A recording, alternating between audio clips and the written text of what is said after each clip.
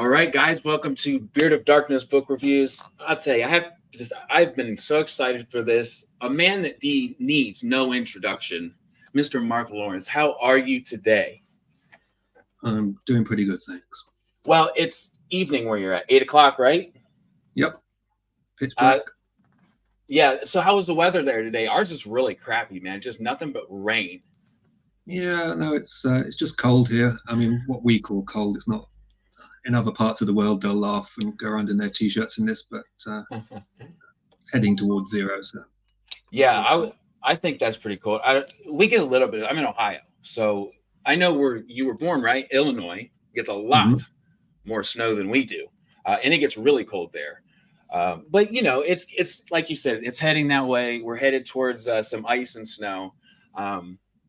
Man, I wanted to thank you. I'm so thankful that you're here. You've done a lot in this community, not only as an author, but something that's influenced me a lot is the SPFBO. We'll get to that, but just wanted to say that that's awesome. I think it's one of the coolest things. And I kind of like to start with, tell us how you fell into being a full-time author. Well, there's a lot of versions of this story of differing lengths and levels of interest, shall we say. The very short version is, yes, I did fall into it. I didn't actually have any plans to be an author. And I wasn't one of these kids who was, writing stories at 8 and 12 and, I'm going to be a writer. That was never my thing. I think I was in my sort of mid-40s when I actually got the Prince of Thorns deal, and that was the first time I'd ever sort of tried to get a book published. It took me by surprise, really, and I think I was fabulously lucky, which you were mentioning the SPFBO. That's kind of my recognizing how lucky I was that I wrote a book, and I was essentially shamed into getting an agent. I used to be on these writing groups, and I was always for about 10 years, from 30 onwards, I was writing short stories and then longer stories. But I wasn't wanting to do it to be an author. I just enjoyed writing, and it was fun sharing these things on these groups. But there was a lady in America, and I knew she wasn't very well off, and she sent me this massively fat writer's book about all the writing markets you can, and the postage from America to the UK for books is just ridiculous. So it was, I can't remember, but it was like $50 or something crazy. So she'd basically spent an arm and a leg trying to encourage me to take the thing further. So I thought, well, I'd better do something just to acknowledge her sort of effort and sacrifice. And so I wrote to a few agents with the manuscript for Prince of Thorns. And I think I wrote to 4 of them. And the 4th one just said, yeah, we'll do it. And he said, don't expect anything to happen, especially soon, because the publishing's a glacial business, and the odds are pretty long. And then just like a month or 2 later, I had this massive book deal, and everything was going full steam. And it wasn't. I always say that in order to get published, you need to write a book of reasonable quality. You have to write a good book, but there are many, many good books out there, and that's like buying the ticket to the lottery, and then you need a big dollop of luck. And I was just in the right place at the right time. So I tell you, I've heard that story, like you were saying before you started, a couple of places, and I truly love it because, I mean, it kind of leads into my next question. You were doing really cool things before writing, and again, it kind of leads into my next question. I love how you fell into it, as far as it's not something you had on your radar. It's something that you love to do, and obviously really good at it. But I just love, I hear a lot that, when I was 8 or this age, I grew up wanting to be a writer. Not that those aren't wonderful stories, but to kind of fall into it the way that you did, I think feels very unique. And I think it's a wonderful story to hear, and thankful for you to tell it. What were some of those really cool things, by the way? I think these are so cool. Some of the things you did before becoming an author. Well, I was just going to hop back to that business of the people who want to be a writer early on, and I'm inspired by those stories. For me, I would read a book because I was a very active reader, and I read a book and I would think, there's no way I could do this. How is this person doing this stuff? How are they creating all of this stuff and timing it? And it just seems so far beyond what I could do. Like there are many things that I know I can't do. I'm tone deaf. I can't tell one note from another. So although I enjoy listening to music, I know I could never be a musician. And that was my sort of take on writing. And so I was quite surprised when people started reacting well to the little bits of writing I was putting online. And that all grew out of, sort of D&D writing campaigns and running play-by-mail games and stuff where you have to do some creative writing. So your question was, the cool things. Yeah, I find them very cool. And I know a lot. So the reason I know a lot about that, of course, a little bit before I met John, when me and John's conversation, it's a little while back now. I think you popped in there, actually. We were talking about the SPFBO, and he went into a lot of detail of the schooling and the really fun things that you did.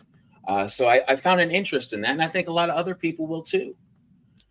Well, I mean, I guess it sounds interesting to a degree from the outside, depending on what you consider.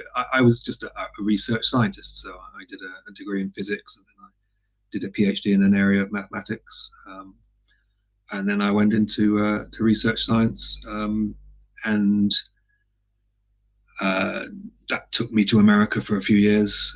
So this is when you write to an agent, you try and put something sort of makes you sound vaguely interesting that could be put on the back of a book. And so Sure. My sort of vaguely interesting thing at that time was that I'd worked on the Star Wars defense project, and because that involved collaborating with NASA on things, we were doing things that were technically rocket science.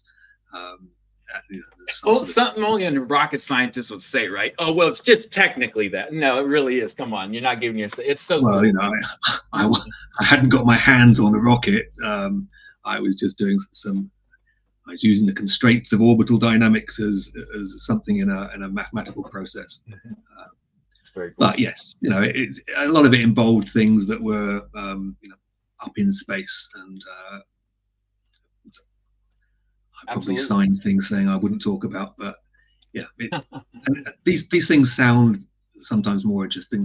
What science sounds interesting, and science is very interesting to read about in these layman's books.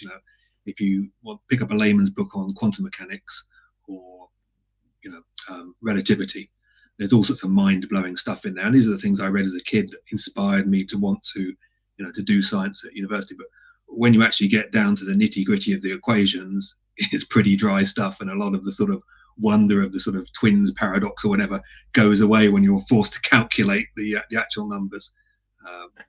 I think I understand that.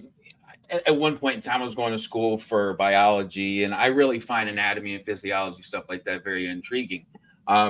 Calculus, which I'm really bad at, which is necessary for that course of study, I could relate with what you were saying. When it comes down to those formulations and the theoretical math and all that fun stuff, that really isn't so much for me personally. But yeah, I get what you're saying for sure. But I think it's important to, especially telling a story, as you're very good at doing. And I talk to a lot of people who tell stories. I think every single part of that story, whether it's your personal story or a fictitious story, is all important, and led you to where you are. And I think it's very influential. Matt from Matt's Fantasy Books had a great question here. He says, Mark, what is it about Trilogys that appeals to you as a writer, so much as compared to standalones or longer stories? Well, part of it is simply that publishers love trilogies. It's a sort of level of commitment that they are easy with signing up to. So you would have a hard job maybe finding a publisher who would guarantee they were going to publish all 12 books of your massive epic. And it would feel pretty bad, and I've seen people in this situation, who start a 12-book epic and then it doesn't do as well as they'd hoped, and their publisher drops them on book 2 or book 4, and then you've left people hanging. But with a trilogy, if the publisher's got any level of integrity at all, having committed to it and put book one out, they're going to put books 2 and 3 out, even if the thing tanks, because it just looks bad if you don't. In the foreign editions, because we all get these foreign deals, they often abandon them partway through, and this is because there's also the additional costs of translation, so that they're going to have to put more money in. But typically, the English language ones, if they commit to a trilogy, they'll do it. And the other thing, so why not a standalone, is, well, it's nice to have some security in this business. So being able to say, well, I'll have some money coming in next year and the year after, not just this year, that's nice for a trilogy. So if you do a standalone, you're just looking at a 1-year horizon, which can be a bit scary. But the real reason for the standalones are relatively rare is because in fantasy, you typically need to build a world and build some magic that goes along with that, and some geography and some monsters and all of that stuff. And if you've put all of that work in, then to only use it for one book feels like you've used up half your book doing it anyway, and then you've not made as much, taken as much advantage of it as you could, and that people may want to see more of it. So having to writing some more books, book 2 and book 3, gives you a chance to play in that playground that you have built, which I think is the reason why series and very fat books are so popular in fantasy.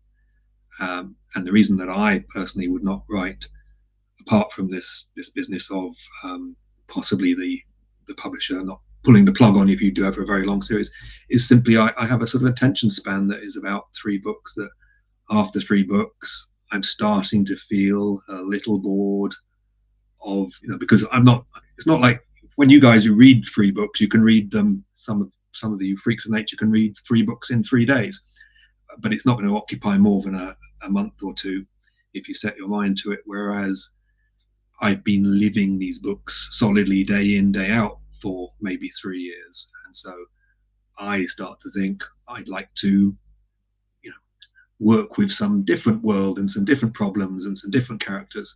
And I've got all these ideas that have bubbled up over the years, and I just don't want to be writing more and more books in the same world. I have to say, I knew that there were going to be many of these moments talking with you, Mark, where I just kind of sit back and I'm listening.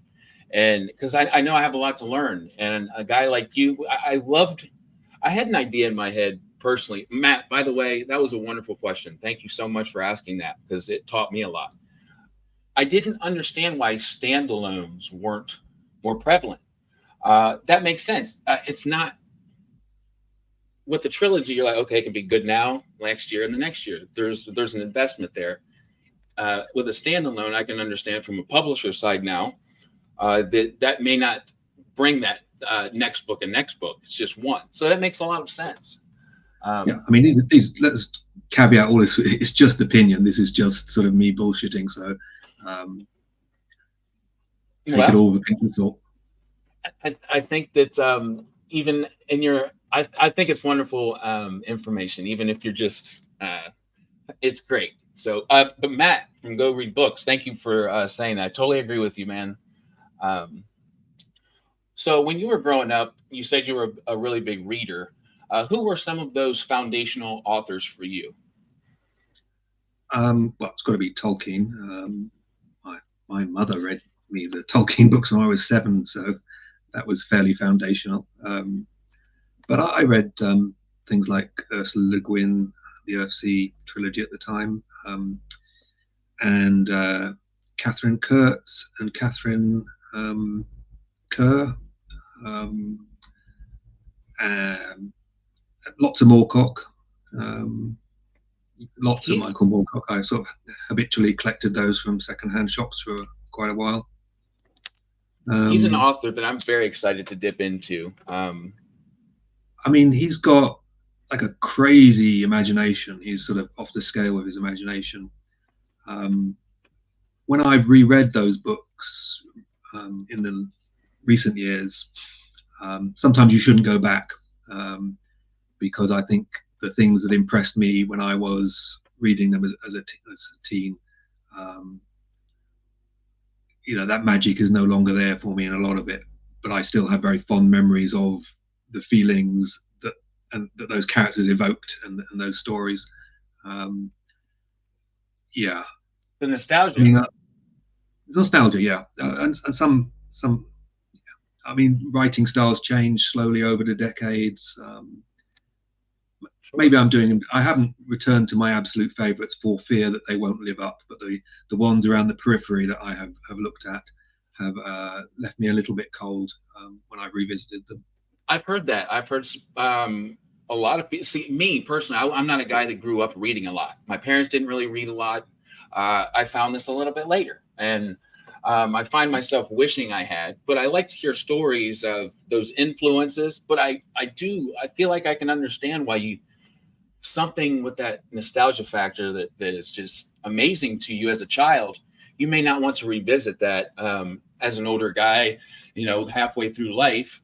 Me, if I'm looking back and I'm 8, for instance, I do this with my grandmother's house in Michigan. Like, it was a wooded area and they've just cut down all the woods, and I don't want to go back just because it's not going to be the same as what I remember it.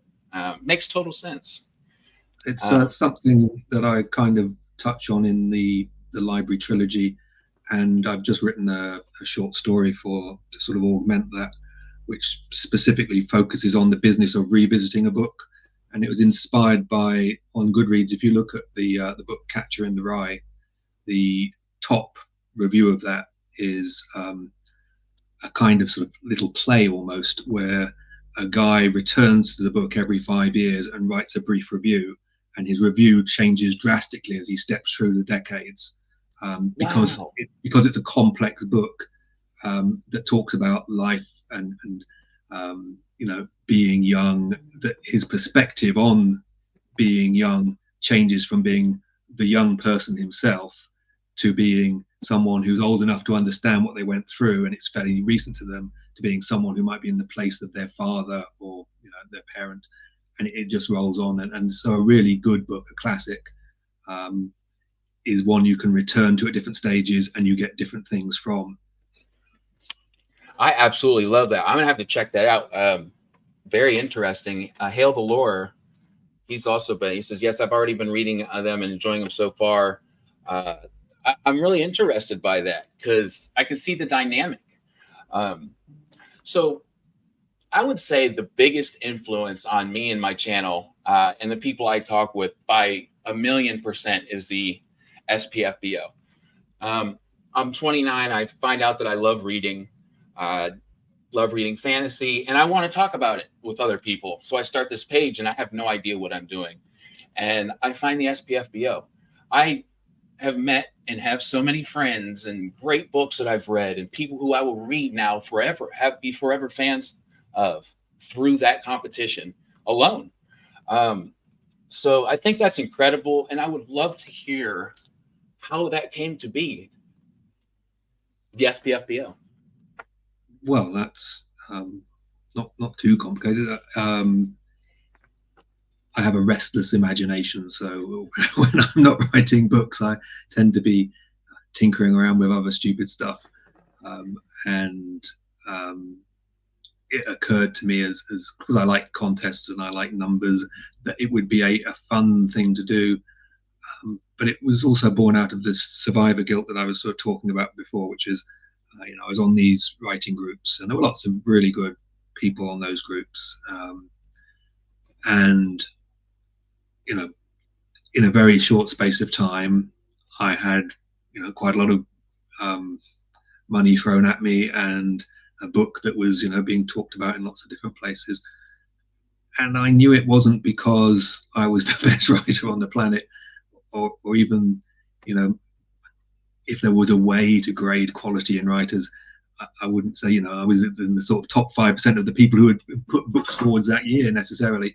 It really was a lot of timing, because I was completely unaware of the term grimdark, and I'd never heard of Joe Abercrombie. but he had sold a lot of books which were described as grimdark. And so when mine arrived on the publisher's desk, or initially on my agent, who probably knew all about this, and that's why he picked it, and then when it arrived on the publishers' desks, they saw something that they felt could sort of ride that wave. So I was just, and so it's like a surfer, Joe Abercrombie's books made the wave, and I was just there at the right time to catch that wave. And had I written a different sort of book, it might have been an even better book, but it was maybe I don't know, a romance fantasy or a cozy fantasy back in 2010. It could have just been completely ignored because it wasn't right for the time. So there's a lot of luck involved there. And I would see on the growing social media that there were lots of people, really struggling to make. They'd self-published because it was becoming a thing, rapidly growing thing. But they were really struggling to be heard. And I was sure that there would be many brilliant books among those, but how would anyone know? Because the thing you saw about self-publishing that I could see was people saying, well, I'd never do it because, you pick one and you know nothing about it. And I picked one once and it was rubbish, so I'm never going to do it again. So it seemed simultaneously that this process would be fun for me to run. And if I was clever, I could get lots of other people to do the work for me. So I would just sit there and wave the flag for it. But it would also give the authors involved a second bite at the cherry. Still very long odds, but it would at least be another net that might catch something really worthwhile. And that it would give the readers more of a sense of confidence to try some self-published books, because they would say, here is a set of 10 self-published books, and each of them has been deemed by a blog that I've heard of to be, the best of a bunch of 30 that they got, and so that would be worth trying. Yeah, it served many roles. Yeah, and I see a lot of the reasons that you started it. That's one of the many ways that it's flourishing. For instance, I would have never known the difference, or really know the difference between like self-publishing and traditionally published, that you could be successful and also unsuccessful in both categories. A lot of people thought, a lot of what I used to think is, if you're traditionally published, everything's done for you, which isn't true. I talked to other traditionally published authors, and a lot of the marketing and getting your books known for what they're known for is solely on you. Can you relate to that? I think it's been in flux, so that I think, and this is again just me bullshitting, I don't have hard figures to back this up, but I think that the number of fantasy books on offer has increased year on year, that we have vastly more choice now than we did 20 years ago, and many, many times more choice than we had 40 years ago. So it might well have been back in the time when, Raymond E. Feist published his first book, that the publisher would do everything for you, because what could Raymond do? He couldn't just like walk the streets with a sandwich board or write letters to his friends. There was no mechanism. But that as the number of these books and therefore the competition increased, and social media became larger and larger, as a means primarily of bloggers talking about what they were enjoying, but then more and more about more authors being able to reach out and potentially move the needle by enthusing people, that the balance did shift. And so now a new author who's taken on by one of the big publishing houses, they will be expected to do a lot. And really, in many cases, the only thing a big publisher does for you, and I say only because it is a very important part of the equation, but the only thing they'll do for you is to put your books in bookshops. And that's not a small thing, that's a big thing. But beyond that, what are they doing? If you're lucky, if they like your book and they want to put some weight behind it, they will send out physical arcs. I mean, every one of them will put out e-arcs, but e-arcs are so easy to put out that they're not valued. Sure. Physical arcs are expensive, and if you get a publisher who's putting some muscle behind you, they will eat that expense and they will send those physical arcs out to people, which then can be shown off on social media and people can read it early and create some buzz. But a lot of people taken on by publishers that you think of as big, the only thing they'll get is they'll get their book made and it will be put in bookshops. I say only because that's actually a big thing. But beyond that, and some e-arcs on NetCali or whatever it is, they won't do anything. They might tweet about it once, but a lot of these publishers, I've got more followers than them on my Twitter. Then a lot of them aren't particularly savvy social media wise. They might put something on their website, but nobody goes to their website. So, and they're not sort of renting billboards. They're not sort of whining and dining, every bookshop owner around the country. That just doesn't happen. So the difference these days between self-published and traditionally published at the lower end of the market is almost nothing apart from the very valuable "we'll get your books into bookshops." And if you are a traditionally published author and your publisher is not getting your books into bookshops, just self-publish, because they're not doing anything for you then except taking the bulk of the money. Wow. Yeah. You made a huge distinction right there. I think a lot of the questions that people have had, or that I've had to ask authors, especially both sides of the spectrum, traditional and self, you answered wonderfully right there. I think marketing has evolved since, like you said, 40 years ago. There's one author in particular that comes to mind who I'm talking with tonight, actually, Brian D. Anderson. He has done the traditionally published route, and he's also been a self-published author. So hearing those distinctions, whether it's from you, a traditional or a self, it's great to have those questions answered, because new people coming into fantasy that want to learn about what self-publishing is, it's like, well, what is that? Well, you made a wonderful definition of it, and I've learned a little bit as far as getting books into bookshops. I think that had the most weight behind it, because I never really thought about it. As a self-published author, it would have to be some sort of contract between like Barnes and Noble, or is that how that works? So yeah, I mean, like the big publishers will have contacts in these stores, and they will.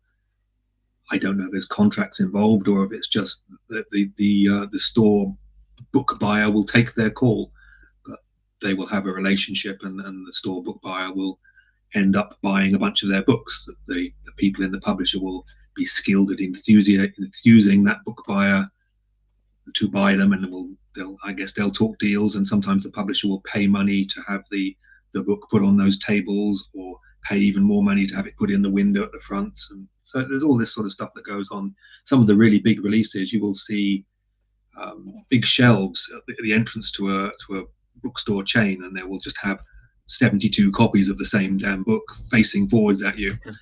That costs a lot of money. The book shop doesn't say, "Oh, I think this book will sell, and let's just go all in on." No, they're paid to do it, and then that in turn makes that book and #1 Sunday Times bestseller or whatever for a few weeks. There's lots of things that go into it.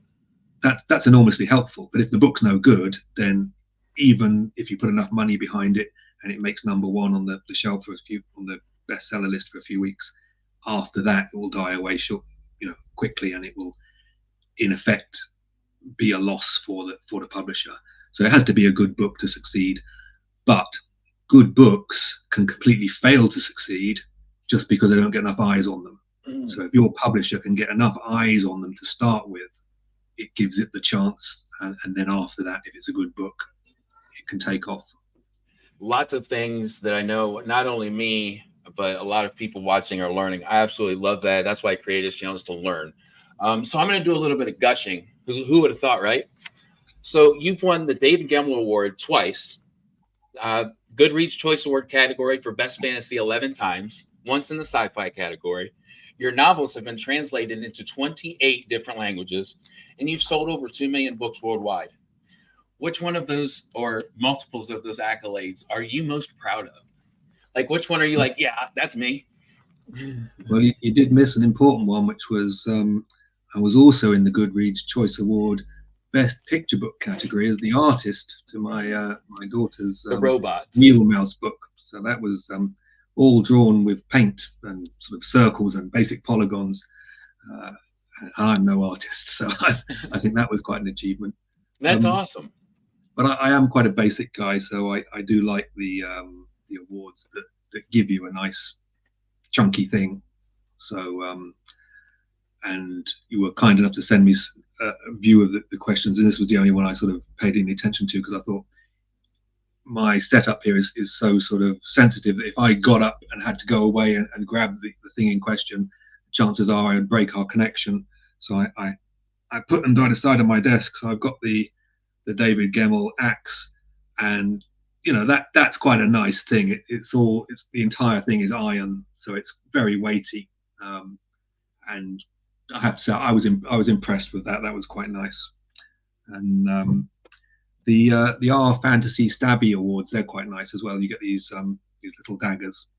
But because I'd won so many of them in a row, I said, how about you give me one big golden stabby, and after that I won't have any more. So they sent me the golden stabby, which is again a fun thing. So yeah, anything with a nice chunky thing involved. Weapons, they're all weapons, but they don't have to be weapons. They could be something else cool. But weapons are absolutely one of the coolest, I think the coolest trophies you can get, right? That David Well, Gemmell, it is fantasy, so yeah. Of course. And so I want to say, John, I knew this, but I didn't know in which context to put it. You were also nominated and shortlisted for a Nobel Peace Prize. You did some work in North Carolina for justice reform. I was. They didn't give me a weapon though. Yeah. They gave me a little coin, which was less impressive, but it was from the governor of North Carolina. This is really makes me laugh because I did nothing. One of my readers was involved in this big exercise to essentially create a document about the way forwards for police forces in America following the George Floyd thing. And he asked if I could, it was quite a big team who was putting towards this document, if I could write some sort of small piece that somehow would motivate and focus them. And I did, and it was literally like a paragraph or so. And because of that, I was on the team. And so when the team was nominated for the Nobel Peace Prize, then I was too. All right. So, I mean, there's things like, you know, I think the Scouting movement was nominated one year, and so I'm not quite sure what the listed name, but I can bet you that there were hundreds of names in that. So it's not sort of a particularly exclusive club in that sense, that if you're part of some large enterprise, you can just sort of ride the coattails in, and it becomes, you know, an amusing anecdote the same way I can do the rocket science thing. It's quite funny to have all of these people who are saying, oh, no, your books are so dark and violent, and I can sort of flash my Nobel Peace Prize nomination. You know, it's just a bit of amusement. And like I was saying to John, I didn't know in which context to put that, but I'm glad that you talked about it, because I still think that it's a story to be told. Stories are amazing. So George being one of my favorite characters of all time, just because he's like morally gray, and he's not even trying to say that there's nothing good about me. Like, don't look for it. And I love that. I can get lost in a dark book like that and just enjoy the whole ride. So not that specifically is part of this question, but kind of. Which one of your series was the most fun to write? Ooh, that would be the Red Queen's War. Right. Because that was it's the most humorous of the ones I've written, and you're not supposed to laugh at your own jokes, but you know, when you're setting up situations that amuse you, then I would definitely sort of have a little chortle to myself. In Absolutely. those, I aimed for a sort of fairly dry level of humor, so that if it didn't come off, I could just pretend it wasn't supposed to be there in the first place, i.e. that the situation could be enjoyed for itself because things were happening and the plot was advancing and characters were interacting. And if you happen to see the funny side of it as well, then all to the good. But I saw the funny side of it and I enjoyed writing him. He amused me. I love that. I think some of the best stories are the ones that I hear authors having the most fun writing. Now, what about your favorite character? Who is your favorite character to develop and write about? Well, I mean, that's a difficult one because it's always the one you're writing at the time, because that's the one that is occupying your brain on a regular basis. So the favorite character, I guess, now is the character I'm writing for a book that comes after the library trilogy, start of a new trilogy. I saw your tweet a little while back that said about that contract, so I was very excited to hear that. We've got another trilogy, guys, coming. What years is it coming? 26, 27, 28. That's so cool. I think not only the inspirations and stuff that I hear from authors, but the ambition and what's in the future also is just so fun to hear about. Now, I know obviously you probably can't talk a lot about what you're writing, but I think it's gets a lot of people excited for what's to come.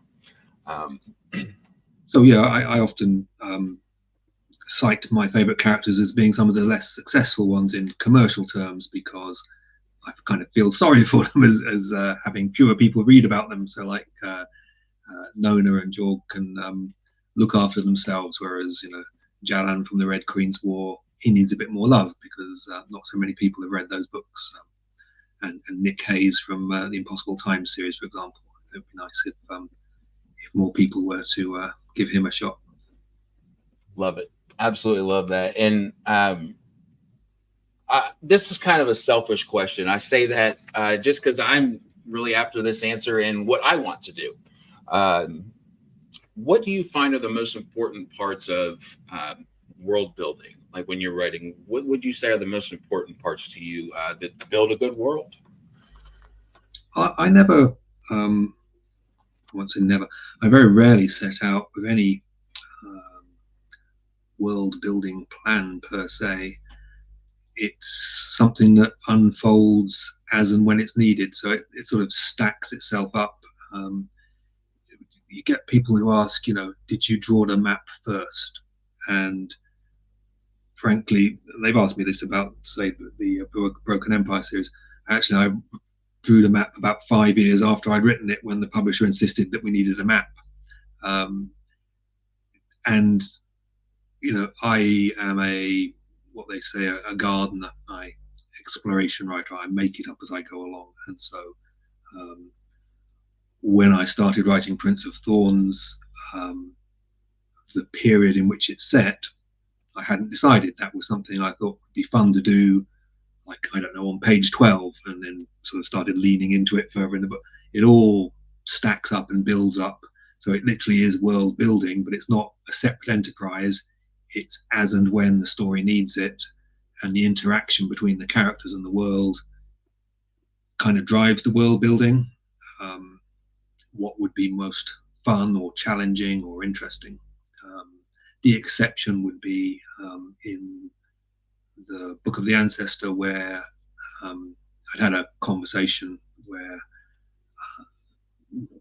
I was talking with another author about how lots of threats exist purely to put the characters under duress, so that you can observe what the characters do when they're under strain. So in the like the Indiana Jones films or the Star Wars, where the walls start closing in and the spikes come out, you do that so you can see your characters go crazy and what they do in their last possible moments, and how they interact under those circumstances. And for that author, it was Peter Brett, the pressure was applied by the demons that appear every night. So the demons weren't sort of super interesting in their own right for quite a few of his books, but they existed there to just every now and again, every night, pop up and scare the hell out of everyone and put them on pressure and say, what are you going to do now? How are you going to get out of this situation? And I thought, well, it'd be nice to have that vice that we are closing on the characters, the walls of the room that are closing in, to actually be great big ice walls, and have the world be literally being squeezed by these advancing ice walls. And that's where the corridor in those books came from. That type of insight to your writing is always cool for me to hear, because I want to write, whether it's just for my own enjoyment or if I ever do publish a book, which I really want to do. But I tried that route of kind of what you said you do. You write and you explore and you come up with it. When it's the right time for you, you bring it out, and it happens to be good for the way that you do things, which that's very impressive to me, because this is what happens to me. It's like I'll start writing and I'll come the next day and totally forget everything. Nothing's going to be cohesive. Nothing's going to make sense. And when I'm 400 pages deep into a book, it's not like I can just reread everything all of a sudden. So I really look up to that, and because I think it takes somebody with a creative, broad imagination to keep all of that cohesive. I mean, that's a hard trait to have as a writer. If that was easy, everybody would write. Keeping points of view, or the world, things that happen in chapter 1 happen in the last chapter and then line up, is something that I'm very impressed by. What is a piece of advice that you would give to somebody querying, somebody looking to find an agent to be traditionally published?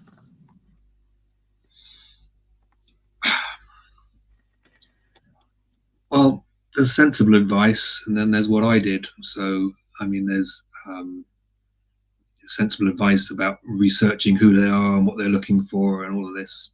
I didn't do any of that. I just and there's this belief. I'm not saying it's not true, but I'm questioning whether it's true. There's this belief among sort of the people who are writing and want to get contracts and agents, that there is some mystery query letter. They're always talking about, what the formula is, how you put this sort of magic formula together, and you'll write this query letter, and it will somehow unlock the doors for you. And my instinct was, and I say that this is correct, but having really not talked to very many agents at all about it, is that when a manuscript comes in, an agent will start reading it, at least when they've set aside some time to read it in a few months' time, where they eventually will look at that manuscript and they will start reading it. And as soon as you give them a reason to stop reading it, they will stop reading it and metaphorically throw it in the bin. But if your book refuses to let them stop reading it, then you've won, and the query letter is neither here nor there. They're not looking at that query letter and saying, shall I read this? That's nonsense. Why not read the first paragraph? And if the first paragraph's rubbish, throw it away. If the first paragraph makes you read the second paragraph, keep reading, because that's the key to a successful book. And I think agents are clever enough to understand that. So I think obsessing over the query letter or whatever, it's a second order effect. You should just write a damn good book that they can't put down, and then you're in with a chance. Then it has to be the right sort of good book that they're looking for that week or that month or that year.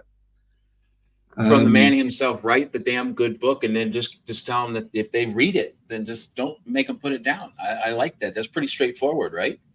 But if, as you were saying before, if you have, because you authors have to do a lot of the marketing themselves these days, if you have some great assets in that department, if you're Daniel Green and you have like 1 million followers on YouTube, just mention that you have 1 million followers on YouTube. And even if, this is now completely divorced from Daniel Green, I'm sorry I used his name, but anybody who has a big reason why the reader, why they might be able to sell more books than Joe Blogs, then even if maybe the first page isn't gripping, they might read the second one to see whether it picks up, because you've now given them that extra momentum to get through. So that's why I'm saying the query letter is second order. If it's a terrible book, they're not going to be interested. But if it could give them that extra momentum, if there was something big there, like I have a huge Instagram following, or or whatever. Sure. I I'm like the Queen that. of Spain. Yeah, especially that. Use your assets. Use what you're good at, and maybe marriage that around what you're trying to do, or maybe become. I really, I agree with that a lot, because I think people, especially writers, have more to offer than just writing, or a narrator just narrating. So use what you have, what you're good at, and accompany that with what you're trying to do. I really enjoy that message. But I Something. mean, Go ahead. don't be put off. If you've got nothing, if you've never been on social media, but you've written what you think is a damn good book, send it in. And if it is a damn good book, you stand a chance. It's not that it's a second order thing. So don't worry if you don't have those additional qualifications. Sure, I absolutely, I love that. So something really cool. By the way, I wanted to let everybody know, during my interview with the legend Mark Lawrence himself, I hit 1,000 subscribers. So awesome! Mm-hmm. Thank you guys. Thank you, Mark. I was almost there like a week ago, and I was like, I really wanted to be there before I talked with Mark. But honestly, I don't know if I'd want it any other way than during my interview with you. There we go. Should So have anticipated it and had some sort of light show to set off. yeah, like boom, explosions. I don't know. I think the baby might wake up. But no, thank you guys. I really appreciate that. And thank you, Mark. So what are you currently reading right now? Anything fun? I'm currently reading Neverwhere by Neil Gaiman. Because I spotted it on our shelves when I was heading off to some appointment. I really like the Sandman graphic novels. Loved them, discovered them sort of 20 something years ago, and think they're brilliant. But I've never really liked any of the other books of his I've read. They're okay, and a lot of them feel like children's books, and they're very good children's books. So I read the Graveyard book to my daughter, and yes, I really enjoyed reading it to her. This one also feels, to a degree, like it's written for children.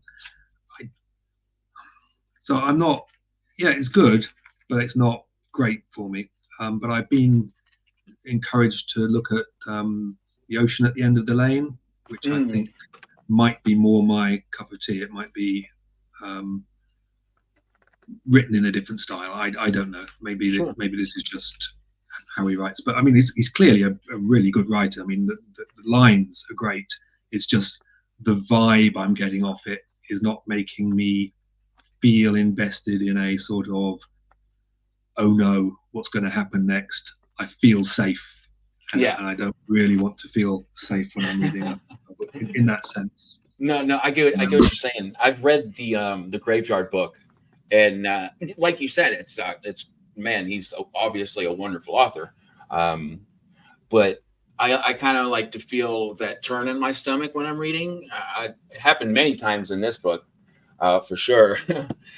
So I just enjoy that feeling of, I don't know, I just like a darker book, darker themes. But yeah, he's an absolutely wonderful author. Another thing is I watched quite a few of your TikTok videos, and I love the cat. Beautiful cat. Wobble. I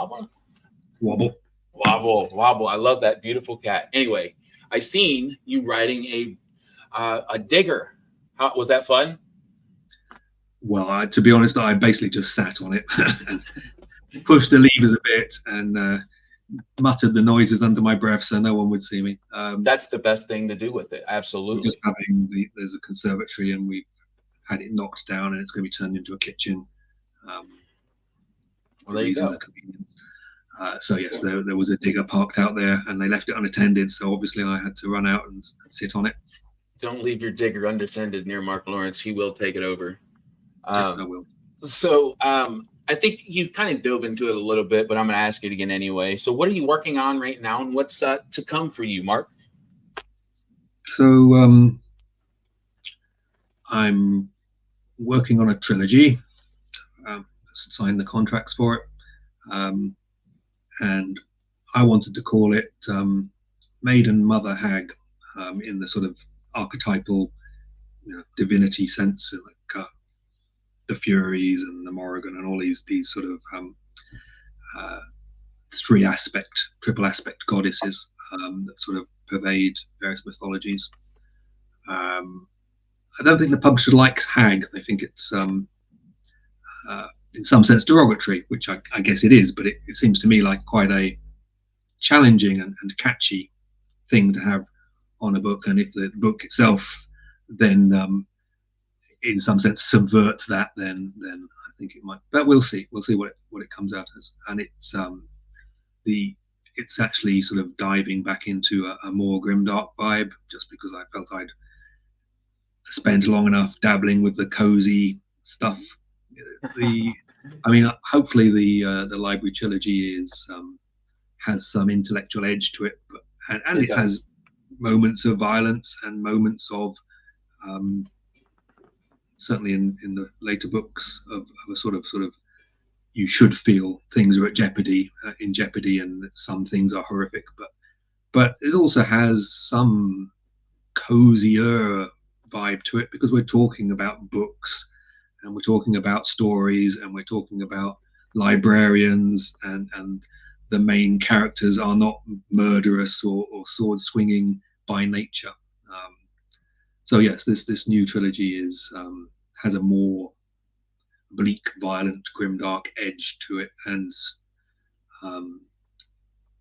because comes back to my boredom, that I get restless. I want to do something different. I don't want to write the same book over and over again. So each of the trilogies, I hope, is pretty different in character from the ones that came before it. And people I'd seen on sort of Reddit and whatnot, people always lamenting, show me a book with an older female protagonist in it, because we never see any of those. So I am writing an old woman.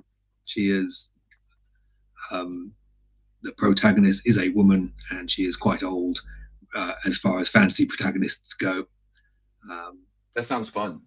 And we'll see if that flies. We'll see if people put their money where their mouth is. We don't see enough, mature plus women in fantasy. Well, here, I've written one. Come and buy the book. There we go. I'm very excited. I think that is a great dynamic, and I wanted to also say the dynamic when picking up the book that wouldn't burn. It's you really don't. Okay, if you've read Mark Lawrence before, you have a feel for your prose, right? Which I did, and then I'm like, okay, library, cozy-ish kind of feeling, right? And I like how you kind of flipped and flopped with that dynamic. I think it's what makes the book so far, the trilogy so far, very unique. And I like the darker tones to it, but for some reason, anytime I hear about a stack of books falling, I don't know, for some reason, it just brings me back to that cozy feeling again. Even if something bad's happening, even if this, I'm not going to ruin anything for anybody, so I won't go there, but really enjoying it. I'd love to know a few people you'd like to, or you would recommend I chat with on the channel in the future. Well, I noticed you were going to chat with Josh Shue, who I know is a very interesting chap who's got a lot going on in his life. That's, he'll tell his own stories, but I think he has a lot of stories to tell. So I'll be tuning in for that episode. I'm sure all of the potential people you could interview. It's very rare that I ever tune into one of these things by you or anyone else and say, God, this person's dull, and come out again. They're always got a story to tell. I'm really excited about Josh, for sure. John is the one who told me about, he's like, a guy wrote about the city you live in, right? And I'm like, had no clue. And just you being all the way in the UK and knowing, it's just really cool dynamic that has going on. So I'm going to be talking with him Tuesday night, actually. We've had to reschedule for a bunch of different reasons. And he's going to have some really fun stories to tell.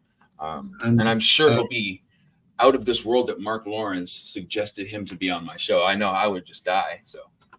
And Josiah Bancroft is withdrawn from all social media, but he does come on now and again and do interviews on YouTube, and I always like to see him. He's super entertaining. I guess he's a bit like me except for the super entertaining bit, in that he is somewhat uncomfortable in sort of on video on the stuff.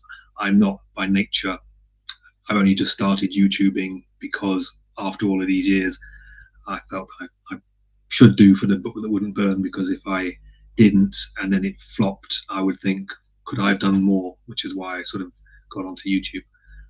But Sure. so I think he's reticent to do these things, but he is just so entertaining when you interview him. He's just so witty and quick, and a performer that I'd like to see more of him. Yeah, I would absolutely love to have him on the show. So maybe in the near future, I'll be able to do so. Honestly, I would just like to say lastly that I'm very thankful that you're coming around to doing the YouTube thing, and that you let me have a little bit of your time, because I know you're a busy guy. You've got a lot going on. It's been very special to me, and to the people who watch, it's been very special that you guys showed up. So Mark, thank you so much for letting me borrow you. No problem. And It's been fun. one little last question that I did want to ask, I almost forgot. About the end of the SPFBO, when does that come to a close? I mean, when does the whole contest? Yeah, so when does the contest end and the winners announced? So I think at the end of April, 1st of May would be the end of this SPFBO 9. And then next year we'll have number 10, and that will be a nice round number. So we'll see what happens then. It presents the possibility that you could take all 10 champions and do a sort of a finalists board with them. But obviously I think that would need them all to be interested in doing it, because it would be unfair to impose it on them. So, but it'd be nice to think of something new to do for along with the 10th one. We do the 10th one just as every other one, but something else to sort of celebrate the fact we'd reached number 10. That's amazing. I love that you're kind of thinking on that. And I know that not only me, but so many, I like how Daniel SPFBO X, right? A little rendition, Spiff Box. But yeah, I will be very much looking forward to the next one, but I'm enjoying this one as well. And just seeing a lot of the books that I had on my shelf before even knowing about the SPFBO were winners. For one was Jonathan French, The Great Bastards. I didn't know that he was a winner. And early on. What was it? I think it was 4. I don't remember. Anyway, that's something I learned down the road. Kind of just what I'm saying is it's very influential, and I'm excited to see. There's so many wonderful finalists this year. So it would be really hard for me to pick. So more power to those guys that are doing all the critical thinking. Again, Mark, thank you so much for being here on my channel. Thank you guys for coming live and watching. And I will be live tonight at 9 with Brian D. Anderson. We'll be talking, he'll be talking mostly about writing tips, and I'll be listening. But he'll be taking questions from you guys as well. So, Mark, again, thank you. Thank you guys alive we'll watch in the future. Thank you, and we'll see you tonight at 9.